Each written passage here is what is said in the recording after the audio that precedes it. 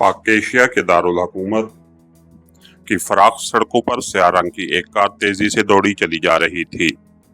उस कार की driving seat पर एक नौजवान बैठा हुआ था जो शक्ल सूरत से अंग्रेजी फिल्मों का हीरो दिखाई दे रहा था। उसने डार्क ब्लू कलर का 3 पीस सूट पहना हुआ था जिसमें वो इंतहाई जाजिब नजर दिखाई दे रहा था। उसका चेहरा खिला हुआ था और उसने बाल भी बड़े स्टाइलिश अंदाज में सेट कर रखे थे जो अखरोटी रंग के थे और उस पर बेहद जच रहे थे। उसकी आंखों पर तारीक शीशे की ऐनक थी। कार में हल्की आवाज में मगरबी म्यूजिक चल रहा था जिसकी धुन में वो मखसूस अंदाज में सर हिला रहा था जैसे वो इस धुन में मैव हो। कार 2-3 मोड़ मुड़कर एक कमर्शियल एरिया में दाखिल हुई जहां कई होटल्स मौजूद थे। वो कार दौड़ाता हुआ होटल सनलाइट के कंपाउंड में दाखिल हुआ और फिर उसकी कार तेजी से होटल सनलाइट की पार्किंग में जाकर रुकी और फिर वो कार से बाहर आ गया। उसने कार का दरवाजा लॉक किया। उसी लम्हे पार्किंग बॉय ने आगे बढ़कर उसे टोकन दिया तो उसने उसे अदायगी की और फिर वो तेज तेज कदम उठाता होटल के मेन गेट की तरफ बढ़ता चला गया। वो तेज तेज कदम उठाता होटल के हॉल में दाखिल हुआ और फिर सीधा लिफ्ट की तरफ बढ़ता चला गया। लिफ्ट जब चौथी मंजिल पर रुकी तो वो बाहर आया और एक बार फिर तेज तेज कदम उठाता राहदारी में आगे बढ़ता चला गया। सबसे आखिरी दरवाजे पर रुककर उसने पहले इधर उधर देखा लेकिन राहदारी खाली देखकर उसने हाथ उठाकर दरवाजे पर मखसूस अंदाज में दस्तक दी। कौन है? अंदर से एक औरत की आवाज सुनाई दी। डाशिर हूँ, नौजवान ने आहिस्ता से कहा। उसका अंदाज ऐसा था जैसे वो न चाहता हो कि इर्द गिर्द रहने वालों के कानों तक उसकी आवाज पहुंचे। दूसरे लम्हे दरवाजा खुला तो दरवाजे पर एक एक्रेमियन नौजवान लड़की दिखाई दी। वो इंतहाई हसीन लड़की थी। डाशिर तेजी से अंदर दाखिल होने लगा तो लड़की एक तरफ हट गई। लड़की ने उसके अकब में दरवाजा बंद कर दिया। डाशिर कमरे में दाखिल हुआ और फिर इत्मीनान से एक कुर्सी पर बैठ गया। लड़की वापस आई और वो भी उसके साथ ही कुर्सी पर बैठ गई। हाँ डाशिर, अब बोलो क्या रहा? नौजवान लड़की ने होंठ चबाते हुए पूछा। क्या डाशिर कभी नाकाम हो सकता है डक्षा? डाशिर ने मुस्कुराते हुए कहा तो नौजवान लड़की बेख्तियार उछल पड़ी। उसके चेहरे पर इंतहाई हैरत के तासुरात उभर आए। क्या वाकई तुम सच बोल रहे हो? क्या वाकई तुमने कामयाबी हासिल कर ली है? डक्षा ने हैरत भरे लहजे में कहा। हाँ, और तुम जानती हो कि डाशिर हमेशा उसी तरह और उसी अंदाज में काम करता है कि उसे हमेशा कामयाबी ही मिलती है। डाशिर ने मुस्कुराते हुए कहा और उसके साथ ही उसने कोट की अंदरूनी जेब से एक डिबिया निकालकर डक्षा की तरफ बढ़ा दिया। डक्षा ने डिबिया एक लिहाज से उसके हाथ से झपटी। उसे खोला तो डिबिया में एक माइक्रो फिल्म थी। उसने माइक्रो फिल्म उठाई और उसे गौर से देखने लगी। क्या इसमें सारी फाइल की फोटोज हैं? डक्षा ने पूछा। हाँ, मैंने खुद चेक किया है। सारी फाइल तस्वीरों की शक्ल में इस माइक्रो फिल्म में है। तुम चाहो तो उसे देख सकती हो, डाशिर ने उसी तरह से मुस्कुराते हुए कहा। ओके, तुम यहाँ रुको, मैं जाकर उसे चेक करके आती हूँ, डक्षा ने कहा और फिर वो उठकर तेजी से मुल्हका कमरे में चली गई। तकरीबन आधे घंटे बाद उसकी वापसी हुई तो उसके चेहरे पर मुसरत के तासुरात थे। हो गई तसल्ली? डाशिर ने उसकी तरफ देखकर मुस्कुराते हुए कहा। हाँ, हो गई, उसने कहा। उसके हाथ में एक बड़ा सा लिफाफा था। वो कुर्सी पर बैठ गई और उसने लिफाफा खोलकर उसमें हाथ डाला और उसमें मौजूद भारी मालियत के डॉलरों की 10 गुड़ियां निकाली और उन्हें लाकर डाशिर के सामने मेज पर रख दिया। ये लो अपना मुआवजा और गिन लो, डक्षा ने कहा।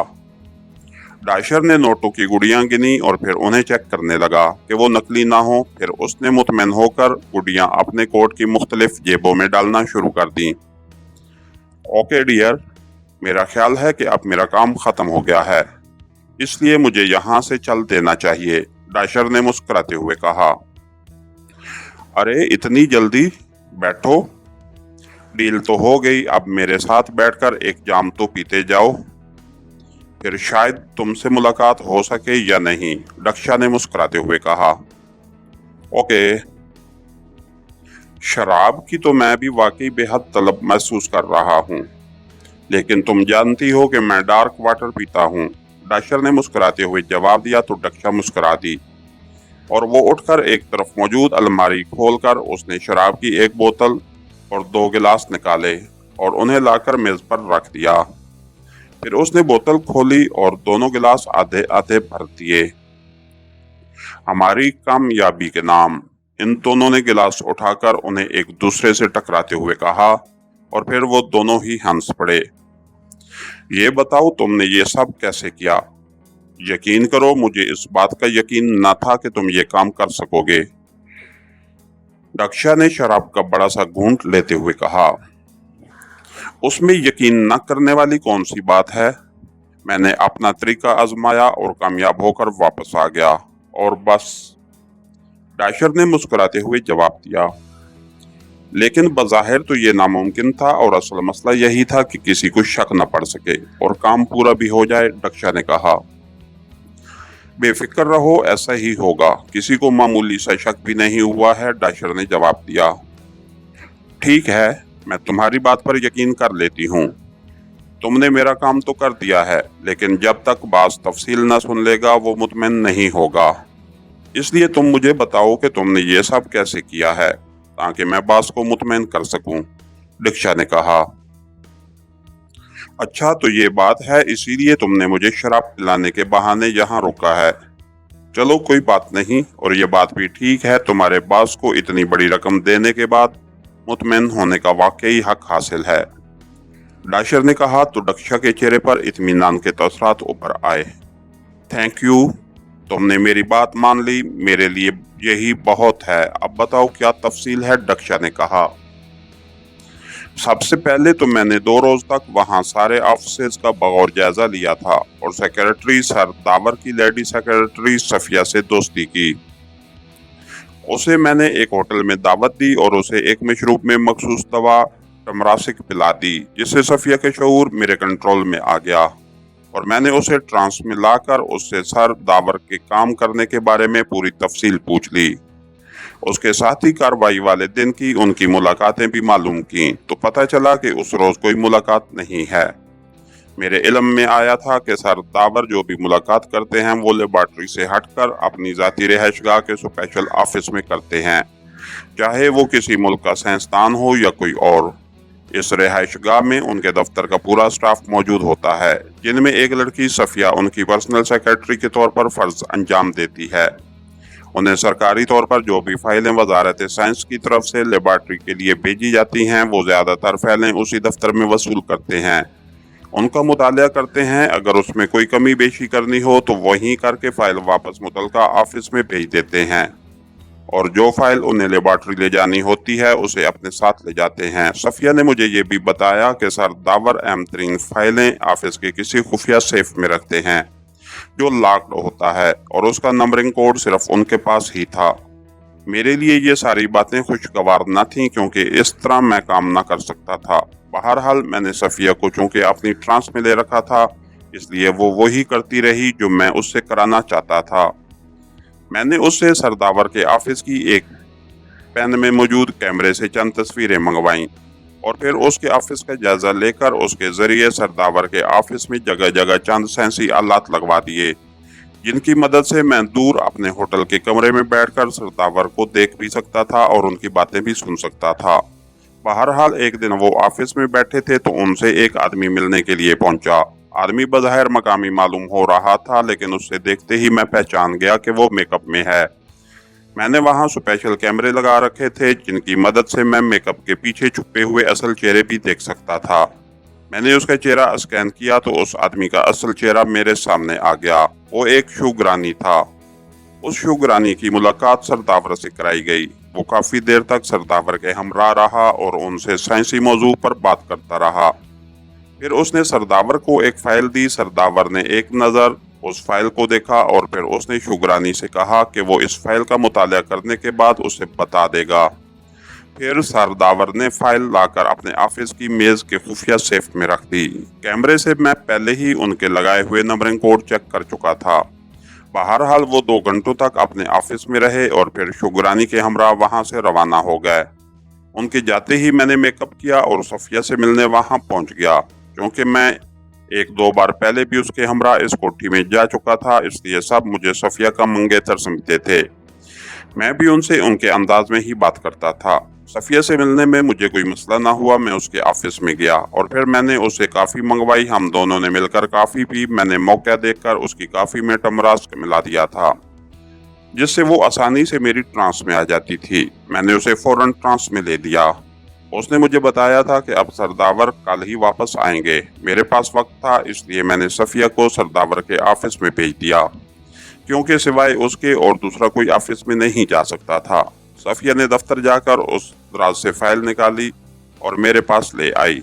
मैंने उससे कैमरा लिया और फिर मैंने वहां से तमाम कैमरे और मशीनी साइंसी आलात हटा दिए जिनसे मैं सरदावर की निगरानी करता था, और फिर मैं वहां से निकल आया और खामोशी से अपने होटल पहुंचा।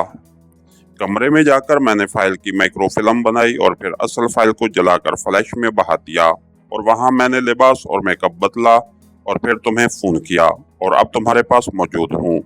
डाइशर ने पूरी तफसील बताते हुए कहा, good show, really good show.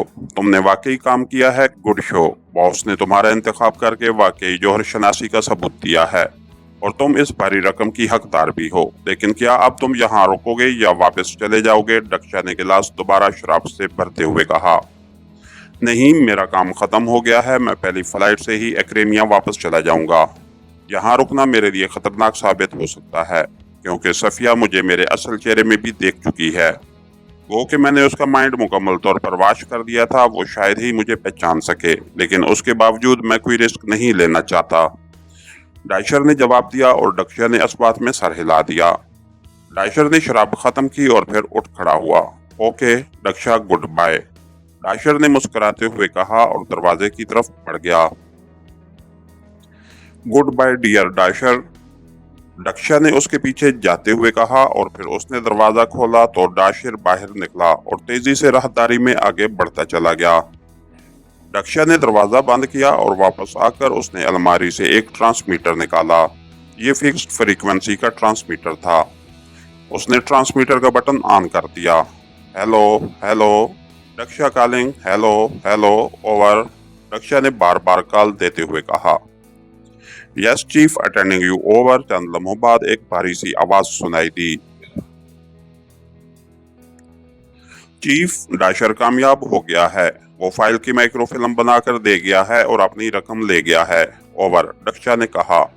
Oh good show, really good show. क्या तुमने उससे तफसील मालूम की है, ओवर। दूसरी तरफ से बोलने वाले के लहजे में मुसरत की झलकियां मौजूद थीं।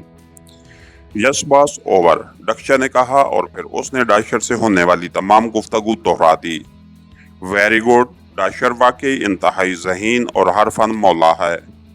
सर दावर तो क्या, किसी को कभी ये मालूम ना हो सकेगा कि फार्मूला कहाँ और कैसे गायब हो गया है। Good show, over. दूसरी तरफ से चीफ ने इंतहाई मुसरत भरे लहजे में कहा, यस चीफ, अब मेरे लिए क्या हुक्म है? इस माइक्रोफिल्म को मुझे कहाँ पहुंचाना है, ओवर, डक्षा ने कहा। तुम ये माइक्रोफिल्म को फौरन सफारत खाने के थर्ड सेक्रेटरी मार्क टेलर को पहुंचा दो। वो उसे सफारती बैग में डालकर मुझे भिजवा देगा, ओवर, बॉस ने जवाब देते हुए कहा। यस बॉस, ओवर, डक्षा ने कहा। ओवर एंड ऑल, डक्षा ने कहा, और उसके साथ ही राब्ता खत्म हुआ। तो डक्षा ने ट्रांसमीटर ऑफ किया और फिर उसे वापस अलमारी में रखकर वो उठी और ड्रेसिंग रूम में चली गई, ताकि लिबास तब्दील करके वो सफारत खाने जाए और काम मुकम्मल करके फिर इत्मीनान से वापस आए। थोड़ी ही देर में वो तैयार होकर बैरूनी दरवाजे की तरफ बढ़ी जा रही थी। उसने माइक्रोफिल्म वाली डबिया अपनी लेडीज जैकेट की जेब में डाल ली थी और उसके चेहरे पर गहरे इत्मीनान के तसरात नुमायां दिखाई दे रहे थे।